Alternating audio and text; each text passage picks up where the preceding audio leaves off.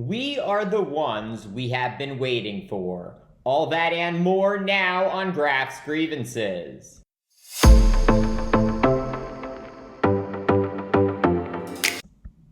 In his State of the Union address last week, President Joe Biden reminding us all of America's North Star and our duty as citizens to continue to fight for this ideal.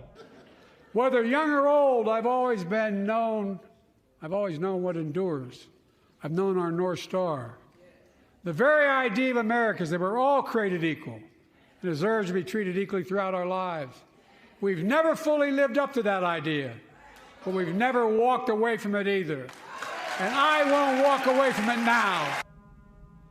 In that powerful stanza, President Biden explaining his decision at 81 years old to run for re-election, saying he refuses to walk away from the promise of the United States, a not even 250-year-old country that has already provided more freedom and more prosperity to more people than any other country in the history of the world.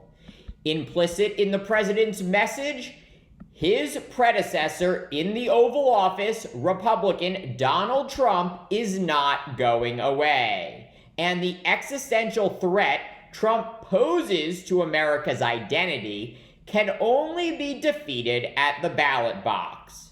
Those 4 separate criminal cases Trump faces, from Georgia to New York to Florida and Washington, D.C., they are not going to take Trump out.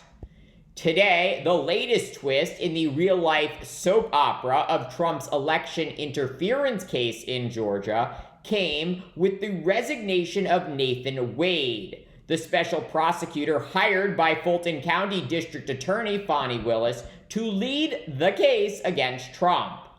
Wade's resignation coming just hours after a Georgia judge ruled that he or Willis had to step down in order for the case against Trump to proceed because of the romantic relationship between the 2 prosecutors, which, he said, created the appearance of impropriety.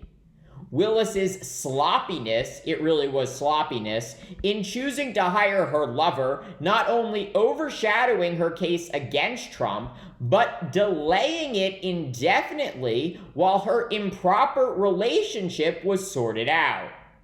Meanwhile, in New York, we also learned this week of a new delay in Trump's hush money case that was expected to go on trial on March 25th. Thanks to slow walking on the part of the U.S. Attorney's Office for the Southern District of New York, tens of thousands of pages of potential evidence Trump's team is entitled to just began to be turned over to them. And unfortunately for the rule of law, things are not proceeding with any more alacrity in Florida or Washington, D.C. In the Sunshine State, Judge Eileen Cannon, who was appointed by Trump, has assiduously avoided setting a trial date in Trump's classified documents trial. Her delay only benefiting Trump, who plans to throw out the entire case brought by special counsel Jack Smith if Trump wins re-election in November.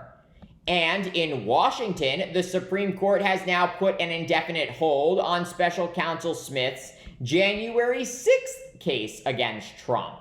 The High Court, with 3 Trump-appointed justices, halting the January 6th case as they weigh Trump's claim of sweeping presidential immunity. All of this brings us back to President Biden and why he is running for re-election. Hate, anger, revenge, retribution are the oldest of ideas. But you can't lead America with ancient ideas that only take us back. You lead America, the land of possibilities. You need a vision for the future and what can and should be done. I see a future for all Americans. I see a country for all Americans. And I will always be president for all Americans because I believe in America. I believe in you, the American people. You're the reason we've never been more optimistic about our future than I am now. So let's build the future together. Let's remember who we are. We are the United States of America. And there is nothing beyond our capacity when we act together.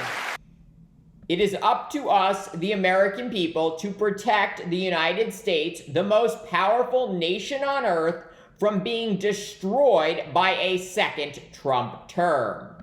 The former president openly saying he will be a, quote, dictator on day one if reelected, and will use the power of the Justice Department to prosecute all of those he does not like.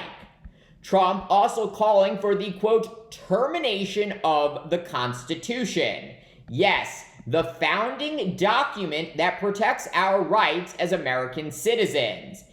And Trump has suggested that if reelected, he will deploy America's armed forces, federal troops, inside the United States against all of those who cross him.